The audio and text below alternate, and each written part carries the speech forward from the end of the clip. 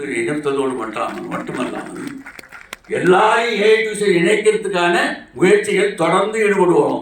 அதில் வைகோ அவருக்கு ஒரு அமைப்பு வச்சுருக்காருன்னா தொழிற்சங்கத்தில் அவர் ஏ டு Z சேர்ந்துடணும், அவ்வளோதான், இணைச்சிடணும். மற்றதெல்லாம் அவங்க எப்படியாவது ஆகட்டும், அதை எடுத்துன்னு இருக்கிறோம். அதே மாதிரி எல்லாருக்கும் சிலை இருக்குது. கார்ல் மார்க்ஸ் நம்ம சென்னையில் ஒரு சிலை இல்லை.